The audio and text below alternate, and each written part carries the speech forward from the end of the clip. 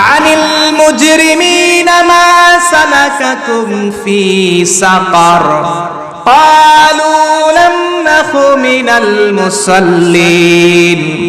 আল্লাহ পাক শায়াত কারিমার মধ্যে বলেন, কিয়ামতের দিন যখন আল্লাহ পাক বিচার কায়েম করবেন, জাহান্নামীরা যাবে জাহান্নামে, জান্নাতীরা যাবে জান্নাতে।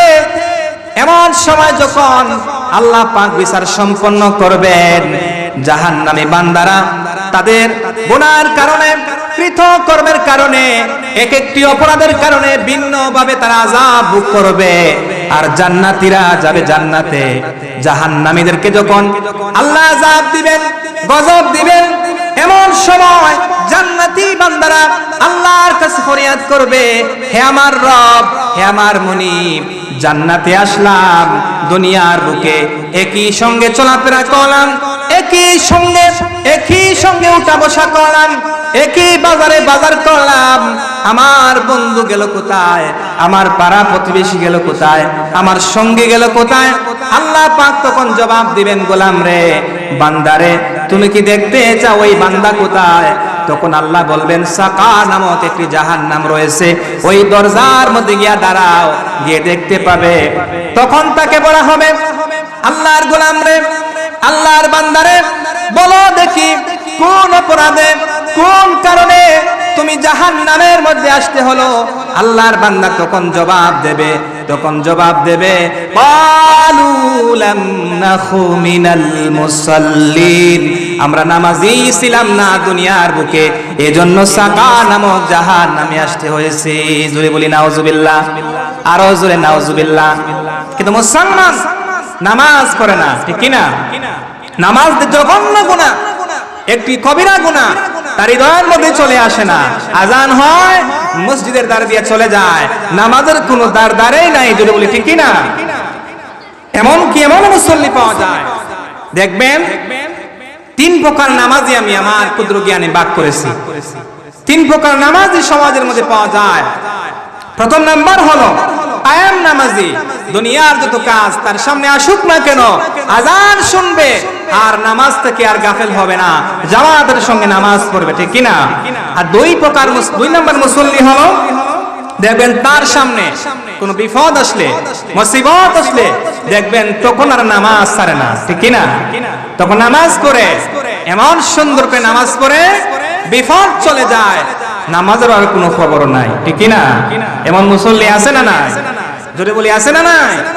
তিন প্রকার মুসল্লি, বিপদে পড়ে নামাজ পড়ে, কোথায় গিয়েছে বন্ধুর সঙ্গে, কোথাও গিয়েছে মেহমানদারিতে, দেখবেন ওযু চিনে আর না চিনে, তখন দেখবেন টুপি খরচা করে নিয়ে এসে নামাজ পড়ে। এমন মুসল্লি আছে না নাই? কিন্তু আল্লাহ বলেছেন, যার মধ্যে নামাজ নাই তার মধ্যে আমানতদারি নাই, যার মধ্যে নামাজ নাই তার মধ্যে ঈমানদারি নাই, তাকওয়া নাই, আল্লাহর প্রতি ভয় নাই। যদি বলি আল্লাহু আকবার। আমরা কিন্তু সবাই আল্লাহর গোলাম দাবি করি, আল্লাহর বান্দা দাবি করি না? আল্লাহর গোলাম কে হবে? আল্লাহর বান্দা কে হবে? আজান যখন বান্দা শুনবে, আর কোন দুনিয়ার কাজের মধ্যে বান্দা শামিল হবে না। আজান শোনার পরে আল্লাহর বান্দা যখন রুকু করে সিজদা দেয়, তখন একটাই পরিচয় পাওয়া যায়, সে যে আল্লাহর বান্দা, আল্লাহর গোলাম। সুবহানাল্লাহ। আল্লাহর গোলাম কে হবে? যে নামাজ পড়বে। আর যার নামাজ নাই সে আল্লাহর বান্দা, আল্লাহর গোলাম দাবি করতে পারবে না, ঠিক কি না? নামাজ নাই, মুসলমানই নাই, নামাজ নাই, আমানতদারি নাই। এজন্য যে আল্লাহর বান্দা নামাজ পড়ে, আল্লাহ পাক তাকে যে প্রথম গুণ দেন, প্রথম কোয়ালিটি দেন, আল্লাহ তাকে দুনিয়ার যত অন্যায় পাপাচার গুনাহ আছে, সমস্ত গুনাহ থেকে আল্লাহ পাক তাকে বিরত রাখেন। জোরে বলি সুবহানাল্লাহ।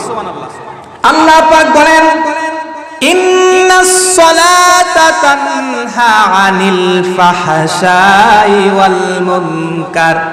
আল্লাহ তাআলা বলেন যে আল্লাহর গোলাম নামাজ পড়বে, নামাজকে হেফাজত করবে। নামাজ যখন বান্দা পড়বে, নামাজ পড়ার কারণে আমি আল্লাহ রাব্বুল আলামিন তার মধ্যে যে কোয়ালিটি দেই, যেই গুণ দেই, আমি আল্লাহ তাকে দুনিয়ার যত অন্যায় আছে, পাপাচার আছে, গুনার কাজ আছে, অশ্লীলতা আছে, আমি আল্লাহ নামাজের মাধ্যমে আমার গোলাম বান্দাকে অন্যায় থেকে, আমি গুনাহ থেকে বিরত রাখি। সুবহানাল্লাহ, জোরে বলি সুবহানাল্লাহ। নামাজ যে পড়ে সে গুনাহ করে না, অপরাধ করে না, অন্যায় করে না। আর নামাজ পড়তে হবে জামাতের সহিত, ঠিক কিনা? একা একা নামাজ পড়লে হবে না। আল্লাহর হাবিব যখন নামাজ সম্পর্কে বয়ান করলেন, সাহাবীদের সামনে খুতবা দিলেন জামাতের গুরুত্ব নিয়ে, এমত অবস্থায় অন্ধ একজন সাহাবী দাঁড়িয়ে বললেন, ইয়া রাসূলুল্লাহ, ইয়া হাবিবাল্লাহ, আমি তো অন্ধ ব্যক্তি, আমি তো জামাতে এসে নামাজ পড়তে পারবো না, আমার জন্য কি কোনো রুখসত দেওয়া যায় না? নবীজি বললেন, হ্যাঁ, তুমি তোমার বাড়িতে নামাজ পড়ে নিবে। কিছুক্ষণ যাওয়ার পর আল্লাহর হাবিব যখন ওই অন্ধ ব্যক্তিকে আবার বললেন, আল্লাহর বান্দারে, তুমি কি আজান শুনতে পাও? সাহাবী জবাব দিলেন, হ্যাঁ, আজান শুনতে পাই। আল্লাহর হাবিব জবাব দিলেন, আজানের জবাব দিবা, মসজিদে এসে জামাতে নামাজ কায়েম করবা। সুবহানাল্লাহ। তার মানে বোঝা যায় অবশ্যই নামাজ জামাতে পড়তে হবে। আল্লাহর নবীর সাহাবী তিনি যখন বিদায় নিয়া বাড়ির দিকে রওনা দিলেন, আজান শুনলেন, তিনি মসজিদের দিকে আসতে লাগলেন। আল্লাহর হাবিব সাহাবীদেরকে লক্ষ্য করে বললেন, হে আমার সাহাবীরা, হে আমার সঙ্গীরা, তোমরা যদি জান্নাতি কোনো যুবকের চেহারা দেখে তোমাদের চক্ষুটাকে শীতল করতে চাও, তাহলে আমার ওই অন্ধ সাহাবীর প্রতি তাকাও আর তোমাদের চক্ষুটাকে শীতল করে নাও। সুবহানাল্লাহ, জোরে বলে সুবহানাল্লাহ। তার মানে বোঝা যায় যে নামাজি হবে সে জান্নাতি হবে, যে নামাজি হবে আল্লাহ তাকে ভালোবাসেন, আর ওই ভালোবাসার মাধ্যমে বান্দা জান্নাতে অতি সহজে চলে যায়। যদি বলি সুবহানাল্লাহ। নামাজ পড়লে যে বান্দার গুনাহ মাফ হয়, বান্দার যত অপরাধ থাকে না কেন আল্লাহ রাব্বুল আলামিন তার গোলামকে তিনি মাফ করে দেন। কিভাবে মাফ করে দেন? আল্লাহর হাবিব সাহাবীদের সামনে বলতে লাগলেন, হে আমার সাহাবীরা, হে আমার সঙ্গীরা, নামাজ পড়লে আল্লাহ পাক কিভাবে তার বান্দাকে মাফ করেন তোমরা কি শুনতে চাও? আল্লাহর হাবিব বলতে লাগলেন, বলো তো, তোমাদের বাড়ির সামনে যদি কোনো পুকুর থাকে, নলকূপ থাকে, আর যদি আল্লাহর কোনো বান্দা সেখানে দৈনিক 5 বার গোসল করে, তাহলে বলো তো আল্লাহর বান্দার দেহের মধ্যে কি কোনো ময়লা অবশিষ্ট থাকতে পারে? সুবহানাল্লাহ। সাহাবীরা বললেন, ইয়া রাসূলুল্লাহ, আল্লাহর বান্দা যদি দৈনিক 5 বার গোসল করে, তাহলে তো নবীজি তার বান্দার, অর্থাৎ আল্লাহর বান্দার দেহের মধ্যে কোনো ময়লার অবশিষ্ট থাকতে পারে না। নবীজি কি জবাব দিলেন? নবীজি জবাব দিলেন, হে আমার সঙ্গীরা, হে আমার সাথীরা, আল্লাহর বান্দা যদি দৈনিক 5 ওয়াক্ত নামাজ পড়ে, নামাজের বিনিময়ে বান্দা যত গুনাহ করে, অন্যায় করে না কেন, বান্দা যখন নামাজ পড়ে, নামাজকে হেফাজত রাখে, নামাজকে কায়েম করে, নামাজের বিনিময়ে আল্লাহ তার বান্দার তামাম গুনাহগুলি তিনি মাফ করে দিয়ে দেন। সুবহানাল্লাহ, জোরে বলি সুবহানাল্লাহ। তার মানে বোঝা যায় নামাজের বিনিময়ে বান্দার গুনাহ মাফ হয়, নামাজের বিনিময়ে আল্লাহর নিকটবর্তী হয়। কেননা বান্দার গোলামের মধ্যবর্তী জায়গা হলো নামাজ। জোরে বলি কি? নামাজ। আল্লাহর হাবিব জবাব দিলেন, বান্দার গোলামের মধ্যবর্তী জায়গা হলো নামাজ। আল্লাহর বান্দা যদি আল্লাহর নিকটবর্তী হতে চায়, বান্দা যখন রুকু করে সেজদা দেয়, তাহলে বান্দার আল্লাহর মধ্যখানে কোনো হেজাব থাকে না, পর্দা থাকে না, বান্দা আল্লাহর নিকটবর্তী থেকেই নিকটবর্তী হয়ে যায়। সুবহানাল্লাহ। নামাজের মাধ্যমে বান্দা আল্লাহর বন্ধু অতি সহজে হয়ে যায়। কেমন করে? আল্লাহ পাক প্রথমত তাকে নামাজের বিনিময়ে গুনাহ থেকে হেফাজতে রাখেন, ঠিক কিনা? 2 নম্বরে তাকে মাফ করে দেন, 3 নম্বরে তাকে জান্নাতি বান্দা বানায় দেন। জোরে বলি সুবহানাল্লাহ। এজন্য মুসলমান আর নামাজ পড়ে না, ঠিক কিনা? আজান হয়, মসজিদের মিনার দিয়ে আজান হয়, মসজিদের ওয়াল গেছে গেছে তার আল্লাহর বান্দা চলে যায়, কিন্তু নামাজের প্রতি তার কোনো খবর নাই, ঠিক কিনা? নামাজ পড়বে জামাতের সহিত, কিন্তু মুসলমান দেখবেন অনেকে সারা বছর নামাজ নাই, সারা মাস নামাজ নাই, দেখবেন জুমার দিন তাড়াহুড়া করে আগের কাতারে বসতে চায়। এমন মুসল্লি আছে না নাই? আছে না নাই? এমন মুসল্লি দেখবেন যে সারা সপ্তাহ নামাজ নাই, ফজর নাই, জোহর নাই, জুমার দিন সুন্দর কাপড় পরে, নতুন জামা পরে দেখবেন প্রথম কাতারে নামাজ পড়ার জন্য পিছনের মুসল্লিদেরকে টেলাডেক্কি করে সামনের কাতারে বসে আসসালাম মুসল্লি, এমন মুসল্লিকে আল্লাহ পাক আল্লাহ নবী লানত দিয়েছেন। ওই মুসল্লির জন্য দুর্ভোগ যে মুসল্লি অন্য মুসল্লিকে কষ্ট দিয়া যে নামাজ পড়ে। জোরে বলি নাউজুবিল্লাহ, আরো জোরে নাউজুবিল্লাহ। এজন্য প্রিয় ভাইরা আমার, নামাজ পড়তে হবে জামাতে, ঠিক কি না? যদি বলা হয় যে ফজরের নামাজ কে কে পড়েছে, অনেকে দেখবেন এখানে নামাজ পড়ে নাই, ঠিক কি না? নামাজ পড়তে হবে। আল্লাহ নবীর কাছে সাহাবীরা প্রশ্ন করেন, ইয়া রাসূলুল্লাহ, ইয়া হাবিবাল্লাহ, আইয়ুনা আমালু হাব্বু ইলাল্লাহ, ওগো আল্লাহর হাবিব, আল্লাহর কাছে সবচেয়ে প্রিয় আমল কোনটি, সবচেয়ে পছন্দের আমল কোনটি? আল্লাহ নবী জবাব দিলেন, as-salatu ala waqtiha, সময় মতো নামাজ কায়েম করা। সুবহানাল্লাহ। নবীজি প্রথমেই জবাব দিলেন যে সময় মতো নামাজ কায়েম করতে হবে। তার মানে বোঝা যায় নামাজ থেকে কখনোই গাফেল হওয়া যাবে না, ঠিক কি না? সাহাবীরা আবার বললেন, ইয়া রাসূলুল্লাহ, সুম্মা আইয়ুন, তারপরে কোনটি? আল্লাহর হাবিব জবাব দিলেন, বিররুল ওয়ালিদাইন, পিতামাতার সঙ্গে ভালো ব্যবহার করা, খেদমত করা। সুবহানাল্লাহ, জোরে বলি সুবহানাল্লাহ। মা বাবা এমন একটি নিয়ামত সন্তানের জন্য। আল্লাহর হাবিব বলেছেন যে মা বাবা যদি সন্তানের জন্য আল্লাহর কাছে কোনো কিছু দোয়া করে, আল্লাহ পাক ওই দোয়া করতে দেরি হয়, আল্লাহ পাক দোয়া কবুল করতে দেরি করেন না। সুবহানাল্লাহ। এজন্য আল্লাহ পাক বলেন, গোলাম রে, তুমি আল্লাহর শুকরিয়া আদায় করবে। 2 নম্বরে মা বাবার শুকরিয়া আদায় করবে। কেন শুকরিয়া আদায় করবে? কেন না, তোমার মা তোমাকে লালন পালন করেছে, তোমার মা তোমাকে দুনিয়ার আলো বাতাস দেখিয়েছে, তোমার মা তোমাকে কত কষ্ট সহ্য করে লালন পালন করে তোমার রবের, তোমার আল্লাহর বান্দাকে কষ্ট করে লালন পালন করে বড় করেছে। গোলাম রে সাবধান, এমন মা বাবার সঙ্গে বেয়াদবিমূলক আচরণ করা যাবে না। সুবহানাল্লাহ। আল্লাহ পাক বলেন, হে আমার গোলাম, তুমি তোমার মায়ের সঙ্গে বাবার সঙ্গে কেমন করে কথা বলবে, কেমন সুরে কথা বলবে, আল্লাহ পাক সুন্দর করে শিখিয়ে দিলেন। আল্লাহ পাক বলেন, উফি ওয়ালা তানহারহুমা ওয়া কুল্লাহুমা কাওলান কারীমা। জোরে বলি আল্লাহু আকবার, আরো জোরে আল্লাহু আকবার।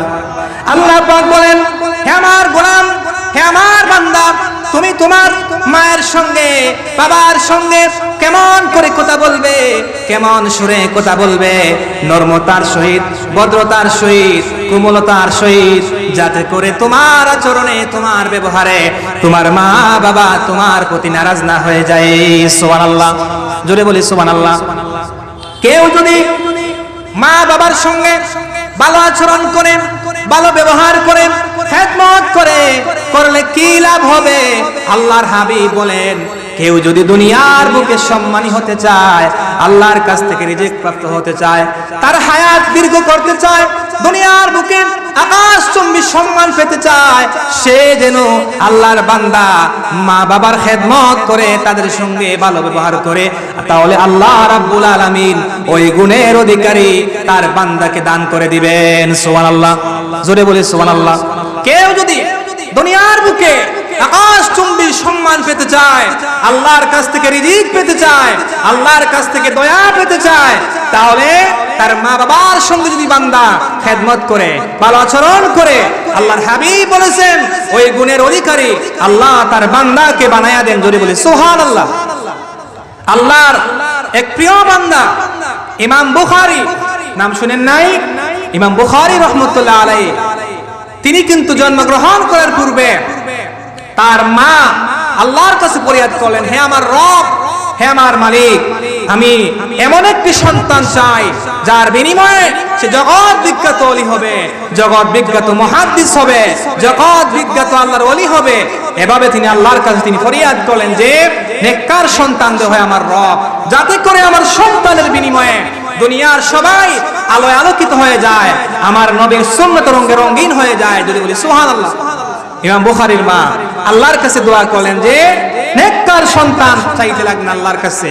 আল্লাহ পাক বুখারীর মায়ের দোয়াকে কবুল করলেন। তার জীবন থেকে পাওয়া যায় আল্লাহ পাক যখন তাকে সন্তান দিলেন, তার সন্তানকে লালন পালন করতেছেন। এমন পর্যায়ে চলে আসলো, সন্তান বড় হলো, আল্লাহ পাক তাকে বাক শক্তি দিলেন দেখার চলাফেরার। ইমাম বুখারীর মা লক্ষ্য করলেন তার সন্তান বুঝি চোখে দেখে না, আল্লাহ তাকে এমন একটি রোগ দিলেন যে রোগের বিনিময়ে আল্লাহ ইমাম বুখারীর শিশুকালে চোখের আলো, চোখের পাওয়ার আল্লাহ পাক তিনি চিনে আনিলেন। যদি বলি আল্লাহু আকবার। ইমাম বুখারীর মা লক্ষ্য করেন সন্তান বুঝি চোখে দেখে না, তিনি আল্লাহর কাছে ফরিয়াদ করলেন, হে আমার রব, আমি চাইলাম নেককার সন্তান, আমি চাইলাম আমার সন্তানকে কোরআন প্রেমিক বানাবো, নবী প্রেমিক বানাবো, হাফেজে কোরআন বানাবো, নবীর সুন্নাত রঙিন করে দুনিয়াবাসী তাকে চিনবে। কিন্তু আমার সন্তান চোখে দেখে না, কেমন করে আমি তা করব? আল্লাহর কাছে ফরিয়াদ করলেন, নামাজ পড়লেন। আগেরকার মা বোনেরা, আগেরকার মায়েরা তাহাজ্জুদ করতেন, ফরজ নামাজ করতেন, পরে কোরআন তেলাওয়াত করতেন, ঠিক কিনা? এমন গুণে অধিকারী হতেন, আল্লাহর কাছে দুই হাত তুলে দোয়া করেন। আর তিনি বলতে লাগলেন, হে আমার রব, হে আমার মুনিব, আমি চাইলাম আমার সন্তানকে হাফেজে কোরআন বানাবো, নবীর হাদিস শিক্ষা দিব, কিন্তু আমার সন্তান চোখে দেখে না, কেমন করে আমি তা করব? ইমাম বুখারীর মা এভাবে যখন আল্লাহর কাছে দোয়া করতে লাগলেন, দোয়ার মধ্যে ঘুম চলে আসলো। ঘুম যখন চলে আসলো, হযরত ইব্রাহিম আলাইহিস সালাতু ওয়াস সালাম ঘুমের মধ্যে সে বলতে লাগলেন, ইলহাম চলে আসলো। আর তিনি বলতে লাগলেন, ইমাম বুখারীর মা রে, চিন্তা করিও না, পেরেশান হইও না, তোমার রব দয়াবান, তোমার রব মেহেরবান, তোমার রব ক্ষমাশীল, তোমার রব মেহেরবান দয়াশীল। ইমাম বুখারীর মা রে, গিয়ে দেখো তোমার সন্তান বুখারীর আল্লাহ আগের চেয়ে দ্বিগুণ চোখের পাওয়ার, চোখের আলো তিনি দান করে দিয়েছেন। সুবহানাল্লাহ, জোরে বলি সুবহানাল্লাহ। কেমন করে? মায়ের দোয়ার বিনিময়ে তার জীবন থেকে পাওয়া যায়। মায়ের দোয়ার বিনিময়ে তিনি জগৎ বিখ্যাত মুহাদ্দিস হয়েছেন, জগৎ বিখ্যাত মুফাসসির হয়েছেন, জগৎ বিখ্যাত আল্লাহর ওলি হয়েছেন। আওয়াজ দিয়ে বলি সুবহানাল্লাহ, জোরে বলি সুবহানাল্লাহ। কেন না? মায়ের দোয়ার বিনিময়ে জগৎ বিখ্যাত ওলি হওয়া যায়, সম্মানী বান্দা হওয়া যায়, আল্লাহর কাছ থেকে আকাশচুম্বী সম্মান পাওয়া যায়, ঠিক কিনা? দেখবেন যারা মায়ের খেদমত করে, মায়ের সঙ্গে ভালো আচরণ করে, সমাজে তারা ভালোভাবে, নরমভাবে, নমনীয়ভাবে কথা বলে, ঠিক কিনা? যারা মা বাবার সঙ্গে খারাপ ব্যবহার করে, কর্কশ যদি কথা বলে, দেখবেন সমাজেও তারা সবার সঙ্গে সুন্দর আচরণ করে না, ঠিক কিনা? আল্লাহর হাবিবকে বলা হলো সুম্মায়ুন, তারপরে কোনটি? 3 নম্বরে নবীজি জবাব দিলেন, আল জিহাদু ফি সাবিলিল্লাহ, আল্লাহর পথে জিহাদ করা। সুবহানাল্লাহ। জিহাদ, আল্লাহর পথে জিহাদ করা। জিহাদকে 2 ভাগে ভাগ করা যায়। প্রথম জিহাদ হলো নফসে আম্মারার প্রতি জিহাদ। 2 নম্বর জিহাদ হলো কালেমার জন্য, ইসলামের জন্য জিহাদ। আর প্রথম নম্বর জিহাদ হলো বান্দার অন্তরের সঙ্গে জিহাদ, কলবের সঙ্গে জিহাদ। যদি বলি আল্লাহু আকবার। এটা কেমন করে জিহাদ? বান্দার নফসে আম্মারা, শয়তান তাকে ক্রমন্তনা দিবে, আজান হবে, নামাজের দিকে যাবে না, শয়তান ক্রমন্তনা দিবে। ওই সময় যদি বান্দা নফসে আম্মারার প্রতি এমন ভাবে জিহাদ করে যে আমি আল্লাহ ডাকে সাড়া দেব, শয়তানের ডাকে নয়, আল্লাহ ডাকে সাড়া দিব, আজান শুনবে, নামাজ পড়বে। প্রথম নম্বর জিহাদ ওটাই হলো যে বান্দার নফসে আম্মারার প্রতি জিহাদ। যদি বলি সুবহানাল্লাহ। 2 নম্বর জিহাদ হলো কালেমার জন্য, ইসলামের জন্য। সাহাবীরা আল্লাহ নবীর যখন জিহাদে ডাক দিতেন, সাহাবীরা তাদের জান মাল সবকিছুই আল্লাহ নবীর কদম মুবারকে তারা বিলিয়ে দিত। জোরে বলি সুবহানাল্লাহ। কিভাবে বিলিয়ে দিত? আল্লাহর হাবিব যখন মুতার যুদ্ধ শুরু হলো, রাসূলুল্লাহ সাল্লাল্লাহু আলাইহি ওয়াসাল্লাম তিনি সাহাবীদেরকে নিয়ে মুতার যুদ্ধ সংগঠিত হবে, তিনি সেনাপতিদেরকে নিয়ে ডাক দিলেন, তৈরি করলেন সাহাবীদেরকে নিয়ে। 3000 সাহাবী, প্রকান্তরে কাফের মুশরিকদের 2 লক্ষ তাদের সৈন্য সংখ্যা। আল্লাহর হাবিব মুতার যুদ্ধে তিনি সেনাপতি নির্বাচন করলেন। প্রথম নম্বর সেনাপতি আমার পালক পুত্র যায়েদ বিন হারেসা, তুমি কোথায়? তিনি জবাব দিলেন, লাব্বাইক রাসূলুল্লাহ, আমি হাজির গো নবীজি আপনার কদম মুবারকে। 2 নম্বরে তিনি বলতে লাগলেন, আমার জাফর বিন আবু তালেব কোথায়? জবাব দিলেন, ইয়া রাসূলুল্লাহ আমি হাজির। 3 নম্বরে ঘোষণা করলেন, আব্দুল্লাহ বিন রাওহা তুমি কোথায়? তিনি জবাব দিলেন, ইয়া রাসূলুল্লাহ আমি হাজির। নবীজি জবাব দিলেন যে প্রথম জন যদি শহীদ হয়ে যায় তাহলে আমার জাফর বিন আবু তালেব সেনাপতির দায়িত্ব পালন করবে। 3 নম্বর সাহাবী যদি শহীদ হয়ে যায় আব্দুল্লাহ বিন রাওহা, তাহলে 4র্থ নম্বরে তোমাদের মধ্য থেকে একজন সেনাপতি নির্বাচন করবে। আপনারা বলুন তো, জিহাদের ময়দানে সেনাপতি লাগে কয়জন? জোরে বলি কয়জন? একজন। নবীজি ঘোষণা করেছেন কয়জনের নাম? 3 জনের। তার মানে বোঝা যায় 3 জন জিহাদের ময়দানে শহীদ হয়ে যাবে, আর 4 নম্বর যে সেনাপতি হবে তার মাধ্যমে মুতার প্রান্তরে সেনাপতির দায়িত্ব পালনরত অবস্থায় ওই জিহাদের ময়দানে বিজয় দান হবে। জোরে বলি সুবহানাল্লাহ। আল্লাহর হাবিব জবাব দিলেন, আমার সাহাবীরা বাড়ির দিকে চলে যাও, বিদায় নিয়ে চলে আসো। এমন সময় যায়েদ বিন হারেসা দাঁড়াইয়া বললেন, ইয়া রাসূলুল্লাহ, ইয়া হাবিবাল্লাহ, আমার তো যাওয়ার কোনো জায়গা নাই। আমার মা আয়েশা গড় থেকে শুনেছেন, আর আপনি আমাকে অর্ডার করেছেন, আমার তো যাওয়ার কোনো জায়গা নাই। তিনি বিদায় নিয়ে মুতার প্রান্তরে চলে গেলেন। 2 নম্বর সেনাপতি জাফর বিন আবু তালেব বাড়ির মধ্যে গেলেন, দরজার মধ্যে গিয়ে করাঘাত করলেন আর বলতে লাগলেন, বিবি রে, রাসূলুল্লাহ আমাকে জিহাদের ময়দানে সেনাপতি নির্বাচন করেছেন, নির্ঘাত মুতার প্রান্তরে আমি শহীদ হয়ে যাব। ওই আমার বিবি, তোমার সঙ্গে ঘর করলাম, সংসার করলাম, আমার দ্বারা যদি তোমার কোন হক আমি নষ্ট করে থাকি, আল্লাহর হস্তে আমার প্রতি দাবি দেওয়া রেখো না, আল্লাহর হস্তে আমাকে তুমি মাফ করে দাও। সুবহানাল্লাহ, জোরে বলি সুবহানাল্লাহ। স্ত্রী জবাব দিলেন, স্বামী আমার, আল্লাহর হাবিব আপনাকে জিহাদের ময়দানে সেনাপতি নির্বাচন করেছেন, আমি এতটুকুই আল্লাহর কাছে দোয়া করব, স্বামীরে আমি যখন দোয়া করব তখন তুমি আমিন বলবে। হযরত যায়েদ তখন জবাব দিলেন, বিবি রে, আমার দিল যদি চায়, মন চায়, তাহলে আমি আমিন বলবো। জাফরের স্ত্রী 2 হাত তুলে আল্লাহর কাছে দোয়া করেন, আয় রব্বুল আলামিন, আমার স্বামীকে আল্লাহর হাবিব মুতার প্রান্তরে সেনাপতি নির্বাচন করেছেন, আমার স্বামীকে জিহাদ শেষে গাজী বানায়া পুনরায় আমি আমার ঘরে পুনরায় ফিরাইয়া দিও। আল্লাহু আকবার। সাহাবী জবাব দিলেন, স্ত্রীরে উল্টা তো করো না, রাসূলুল্লাহ সাল্লাল্লাহু আলাইহি ওয়াসাল্লাম আমার নাম 2 নম্বরে ঘোষণা করেছেন, আমার আগে একজন আছে, পিছনেও একজন আছে, নির্ঘাত মুতার প্রান্তরে আমি শহীদ হয়ে যাব। স্ত্রীরে জনমের মতো বিদায় দাও, এই জীবনে আর কোনোদিন তোমার সঙ্গে দেখা হবে না। সুবহানাল্লাহ, জোরে বলি সুবহানাল্লাহ। বিদায় নিয়ে মুতার প্রান্তরে চলে গেলেন 3 নম্বর সেনাপতি আব্দুল্লাহ বিন রাওহা, তিনি বাড়ির দিকে গেলেন। ওই দিন ছিল সাবির ফুলসজ্জার রাত, তিনি নতুন বিবাহ করেছেন। তিনি বাড়ির দিকে চলে গেলেন, দরজার মধ্যে করাঘাত করলেন। তিনি দেখতে পেলেন, আওয়াজ শুনলেন যে তার স্ত্রী কোরআন তেলাওয়াত করতেছে। তিনি জবাব দিলেন, স্ত্রী রে, আমি তোমার স্বামী আব্দুল্লাহ বিন রাওহা বলতেছি, রাসূলুল্লাহ আমাকে জিহাদের ময়দানে সেনাপতি নির্বাচন করেছেন, কোরআন তেলাওয়াত বন্ধ করো, আমি তোমার স্বামী আব্দুল্লাহ বিন রাওহা, বিদায় দাও। তোমার সঙ্গে আমি ঘর করতে পারলাম না, সংসার করতে পারলাম না, তোমার হক আমি আদায় করতে পারলাম না, আল্লাহর হস্তে আমার প্রতি কোনো দাবি দেওয়া রেখো না, আল্লাহর হস্তে আমাকে মাফ করে দাও। সুবহানাল্লাহ। স্ত্রী জবাব দিলেন যে, স্বামী রে, তোমার চেহারা আমি দেখতে পারলাম না, আমার ঘরের ভিতরে একটিবার শুধু আসো, আমি তোমার চেহারা খান দেখতে চাই, যাতে করে কিয়ামতের দিন লক্ষ লক্ষ মানুষের ভিড়ের মাঝে আমি তোমাকে স্বামী হিসাবে চিনতে পারি। জোরে বলি আল্লাহু আকবার।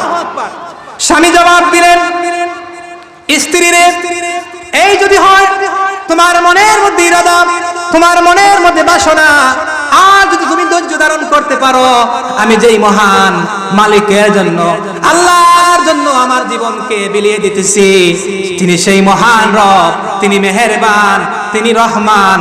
ওই আল্লাহ কিয়ামতের দিন লক্ষ লক্ষ কোটি মানুষের বীরের মাঝে জান্নাতের ভিতরে আপনাকে আমাকে স্বামী হিসাবে তিনি পরিচয় করাইয়া দেবেন। সুবহানাল্লাহ।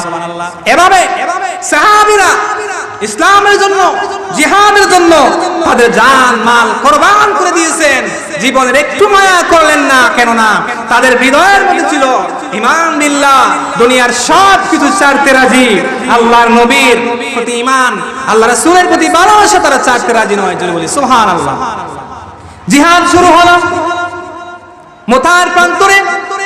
প্রথম নাম্বার দায়িত্ব পালন করেন যায়েদ বিন হারেসা। তিনি যখন কালেমার পতাকা উড্ডীন করে রাখলেন, এমন পর্যায়ে চলে আসলো কাফেররা এসে হারেসাকে শহীদ করে দিয়ে দিল। 2 নম্বর সেনাপতি, তিনি যখন কালেমার পতাকা হাতের মধ্যে নিলেন, আব্দুল্লাহ হাতের মধ্যে নিলেন জাফর বিন আবু তালেব, তিনিও যখন ঘোড়ার মধ্যে উঠে যখন তরবারি দ্বারা কাফের মুশরিককে, অসংখ্য কাফের মুশরিককে তিনি যখন কতল করলেন, হত্যা করলেন, জাহান্নামের মধ্যে ফেলে দিলেন, এমন পর্যায়ে চলে আসলো তার বাম হাত কেটে গেল, ডান হাত কেটে গেল, 2 পা কেটে গেল। তিনি যখন লক্ষ্য করলেন কালেমার পতাকা মাটির মধ্যে পড়ে যাবে, তিনি দাঁত দেয়া কামড় দেয়া কালেমার পতাকা আকাশের দিকে উড্ডীন করে রাখলেন। সুবহানাল্লাহ। এভাবে সাহাবীরা জান দিলেন, মাল দিলেন। 3 নম্বর সেনাপতি আব্দুল্লাহ বিন রাওহা, তিনিও শহীদ করতে করতে এমন এক পর্যায়ে চলে আসলো তিনি শহীদ হয়ে গেলেন। 4 নম্বরে কে সেনাপতি হবে? সাহাবীদের মধ্যে তারা গবেষণা করলো, তাদের মধ্যে আলোচনা হলো কে হবে সেনাপতি এখন। এমন পর্যায়ে চলে আসলো সাহাবীদের পরামর্শে খালিদ বিন আবু তালেব তিনি হয়ে গেলেন ওই সেনাপতির দায়িত্ব। ওই সময় তিনিও কি করলেন? তরবারির আঘাতের মাধ্যমে অসংখ্য কাফের মুশরিককে ওই মুতার প্রান্তরে কতল করলেন। তার উপাধি হয়ে গেল সাইফুল্লাহ, আল্লাহর তলোয়ার। ওই পর্যায়ে চলে আসলো সাহাবীরা, আল্লাহর নবীর সেনাপতিরা জিহাদ করতে করতে তারা বিজয় দান করলো। আল্লাহ পাক তাদেরকে অসংখ্য গনিমতের মাল তাদের মাধ্যমে আল্লাহ পাক বিলিয়ে দিলেন। জোরে বলি সুবহানাল্লাহ। এজন্য প্রিয় ভাইরা আমার, আল্লাহর হাবিবকে প্রশ্ন করা হলো, ইয়া রাসূলুল্লাহ আইয়ুনা আমালু হাব্বু ইলাল্লাহ, ওগো আল্লাহর হাবিব, আল্লাহর কাছে সবচেয়ে প্রিয় আমল কোনটি? নবীজি জবাব দিলেন, as-সালাতু আলা ওয়াক্তিহা, সময় মতো নামাজ কায়েম করা। কিন্তু মুসলমান নামাজ পড়ে না, ঠিক কিনা? মেরাজের রজনীতে আল্লাহর হাবিব আল্লাহর কাছ থেকে নামাজ উপহার আনলেন। নামাজের মাধ্যমে বান্দা আল্লাহর নিকটবর্তী হবে, জান্নাতের মেহমান হবে, আল্লাহর কাছ থেকে মাগফিরাত পাবে, এমন নিয়ামত আনলেন। কিন্তু মুসলমান নামাজ পড়ে না, ঠিক কিনা? 1 ওয়াক্ত পড়ে, 2 ওয়াক্ত পড়ে না, 2 ওয়াক্ত পড়ে, 3 ওয়াক্ত পড়ে না। আবার এমন মুসল্লি আছে নামাজ পড়ে দুনিয়ার সব অপরাধ তার মধ্যে শামিল, ঘুষও খায়, সুদও খায়, এমন মুসল্লি আছে না নাই? নামাজ পড়ে, চুরিও করে, নামাজ পড়ে, ঘুষও খায়, আছে না? এটা লোক দেখানো নামাজ। নামাজ পড়ে দেখবেন ঘুষও খায়, চুরি করে, জিনা করে, সব গুনাহ শামিল। তার মানে বুঝতে হবে নামাজ যেভাবে পড়ার কথা ছিল বান্দা তুমি সেইভাবে নামাজ পড়ো নাই, ঠিক কিনা? যারা নামাজি হবে, যারা আল্লাহওয়ালা হবে, কিয়ামতের দিন আল্লাহ তাদেরকে এমন উপহার দিবেন, এমন পুরস্কার দিবেন, কিয়ামতের দিন দেখা যাবে আল্লাহ পাক তার গোলামকে বলবেন, গোলাম রে, দুনিয়ার মধ্যে তুমি যত ইবাদত করেছো, আমল করেছো, সব আমল কি পিছনে ফেলে দিয়া বান্দারে তোমার নামাজটা হিসাব করা হবে। যদি দেখা যায় বান্দার নামাজের মধ্যে কোনো গরমিল নাই, সব আমলটা আল্লাহর কাছে সুন্দর হয়ে যাবে। সুবহানাল্লাহ। নামাজের মধ্যে যদি গরমিল হয় দেখা যাবে সব আমল গরমিল। প্রিয় ভাইরা আমার, যারা নামাজি হবে কিয়ামতের দিন তাদের চেহারাটা পূর্ণিমার চাঁদের মতন, সূর্যের মতন, তারকার মতন আল্লাহ এমন আলো দিবেন তাদের চেহারার মধ্যে। জোরে বলি সুবহানাল্লাহ। কেমন করে সেই আলো পাবে? কিয়ামতের দিন হাজার হাজার লক্ষ লক্ষ মানুষেরা যখন আল্লাহর দরবারে হাজিরা দেবে, এমন সময় দেখা যাবে এমন কিছু মানুষের চেহারার মধ্যে আলো ভাসতেছে, নূর ভাসতেছে। কিয়ামতবাসী যখন জবাব দেবে, হে আল্লাহর বান্দা, হে আল্লাহর গোলাম, আমরাও তো আল্লাহর বান্দা, আমরাও তো আল্লাহর গোলাম, কিন্তু আমাদের চেহারার মধ্যে কোনো আলো নাই, কোনো নূর নাই। আল্লাহর বান্দারে, তোমরা কি নবীগণ তোমরা কি সাহাবীগণ, তোমরা কি শুহাদাগণ, তোমরা কি আল্লাহর ওলিগণ? তারা তখন জবাব দেবে, আল্লাহর বান্দারে, আমরা কোন নবী নই, রাসূল নই, ওলিও নই, আমরা হলাম শেষ নবী, আখেরি নবী মুহাম্মদুর রাসূলুল্লাহ সাল্লাল্লাহু আলাইহি ওয়াসাল্লামের উম্মত। সুবহানাল্লাহ। কেমন করে সেই নূর পেলেন, সেই আলো পেলেন? আল্লাহর বান্দা তখন জবাব দেবে, আল্লাহর বান্দারে, দুনিয়ার বুকে যখন আমরা আজান শুনতাম, আজান শোনার পরে আমরা আর দেরি করতাম না, আজান শোনা মাত্রই আমরা জামাতের সহিত নামাজ কায়েম করে নিতাম। সুবহানাল্লাহ। তার মানে বোঝা যায় নামাজের মাধ্যমে সে আল্লাহর কাছ থেকে অসংখ্য পুরস্কারের মালিক হয়ে যায়। সুবহানাল্লাহ বলবেন না? অসংখ্য পুরস্কারের মধ্যে তার প্রথম নাম্বার পুরস্কার হলো আল্লাহ তার আমলনামাটা সুন্দর করে, আর তার আমলনামার মধ্যে কোনো গরমিল থাকবে না। কিয়ামতের দিন তাকে আল্লাহ পাক বিনা হিসাবে আল্লাহর তৈরি জান্নাতের মালিক বানায়া দিবেন। জোরে বলি সুবহানাল্লাহ। আল্লাহ পাক যেন আমাদের সকলকে নামাজি বান্দা বানান, আল্লাহর প্রিয় বান্দা বানান, আল্লাহর জান্নাতের মেহমান বানান। আল্লাহ যেন কবুল করেন। সবাই বলি আমিন। আর জোরে বলি আমিন। সম্মানিত ভাইরা আমার, নামাজ ছাড়বেন না। নামাজ যদি ছাড়েন, দুনিয়ার সব গুনার মধ্যে আপনি শামিল হবেন। নামাজ পড়বেন, গুনার মধ্যে শামিল হবে না। আল্লাহ আপনার হৃদয়ের মধ্যে, কলবের মধ্যে নূর দিবেন, সেই নূরের মাধ্যমে বান্দার কখনোই গুনার মধ্যে শামিল হতে পারে না। ঠিক কি না? আল্লাহ যেন তৌফিক দেন। সবাই বলি আমিন। ওয়া মা আলাইনা ইল্লাল বালাগ। সাল্লাল্লাহু আলা সাইয়্যিদিনা ওয়া মাওলানা মুহাম্মদ ওয়া আলা আলিহি ওয়া আসহাবিহি ওয়া সাল্লাম। সাল্লাল্লাহু আলা সাইয়্যিদিনা ওয়া মাওলানা মুহাম্মদ ওয়া আলা আলিহি ওয়া আসহাবিহি ওয়া সাল্লাম। আস্তাগফিরুল্লাহ, ইন্নাল্লাহা গফুরুর রহিম। আস্তাগফিরুল্লাহ রাব্বি মিন কুল্লি যামবিন ওয়া আতুবু ইলাইহি ওয়া লা হাওলা ওয়া লা কুওয়াতা ইল্লা বিল্লাহিল আলিয়্যিল আযীম। লা ইলাহা ইল্লাল্লাহ মুহাম্মাদুর রাসূলুল্লাহ সাল্লাল্লাহু আলাইহি ওয়াসাল্লাম। আল্লাহুম্মা আমিন। রব্বানা যালামনা আনফুসানা ওয়া ইল্লাম তাগফির লানা ওয়া তারহামনা লানাকুনান্না মিনাল খাসিরিন। রব্বানা তাকাব্বাল মিন্না ইন্নাকা আনতাস সামিউল আলিম ওয়া তুব আলাইনা ইয়া মাওলানা ইন্নাকা আনতাত তাওয়াবুর রহিম। রব্বিরহামহুমা কামা রাব্বায়ানি সগীরা। আয় রব্বুল আলামিন, ইয়া আল্লাহ, বরকতি মাস সামনে নিয়া আল্লাহ মহান রজনীতে আল্লাহ আমরা যাটুকু আলোচনা করলাম, আল্লাহ তোমার বান্দারা বসে বসে শুনেছেন। আল্লাহ ইয়া রাব্বুল আলামিন, যতটুকু ভুল ভ্রান্তি আছে তোমার দয়ার গুণে মাফ করে দাও। আল্লাহ আমাদের সকলকে আমল করার তৌফিক দাও। আল্লাহ আমাদের সকলকে নামাজি বান্দা হিসাবে কবুল করে নাও। রাব্বুল আলামিন, এই মাহফিলকে আল্লাহ তুমি কবুল করে নাও। আল্লাহ এই মাহফিল করতে গিয়া তোমার বান্দারা মেধা দিয়েছেন, শ্রম দিয়েছেন, টাকা দিয়েছেন, পয়সা দিয়েছেন। আর রাব্বুল আলামিন যে যেভাবে সহযোগিতা করেছেন, আল্লাহ প্রত্যেকের দান সদকাকে আল্লাহ তুমি কবুল করে নাও। আর রাব্বুল আলামিন, আমরা যারা হাত বাড়াইলাম, অনেকের মা নাই, বাবা নাই, আল্লাহ জনম দুঃখিনী যাদের মা বাবা দুনিয়া ছাড়িয়া অন্ধকার কবরে, আল্লাহ মা বাবার কবরে জান্নাতের বাগান বানায়া দাও। আল্লাহ মা বাবার কবরে জান্নাতের বাগান বানায়া দাও। আয় রাব্বুল আলামিন, জিন্দা মা বাবার হায়াতের মধ্যে বরকত দাও। ইয়া আল্লাহ, মা বাবা যত দোয়াগুলি করে গেছেন আল্লাহ তুমি কবুল করে নাও। আয় রাব্বুল আলামিন, আমরা যারা হাত বাড়াইলাম, তোমার বান্দাদের অনেকের মনের মধ্যে কত আশা, কত বেদনা, কত আশা রয়েছে। আল্লাহ আল্লাহ তুমি তো রহমান, তুমি তো মেহেরবান। আল্লাহ আমাদের প্রত্যেকের নেক আশাগুলি মঞ্জিলে নিয়ে পৌঁছায়া দাও। আল্লাহ আমরা রিজকের দরজাগুলি খুলে দাও। আল্লাহ সম্মানের ইজ্জতের জিন্দেগি দান করে দাও। রব্বানা তাকাব্বাল মিন্না ইন্নাকা আনতাস সামিউল আলিম ওয়া তুব আলাইনা ইয়া মাওলানা ইন্নাকা আনতাত তাওয়াবুর রহিম। ওয়া সালামুন আলাল মুরসালিন ওয়ালহামদুলিল্লাহি রাব্বিল আলামিন। আসসালামু আলাইকুম।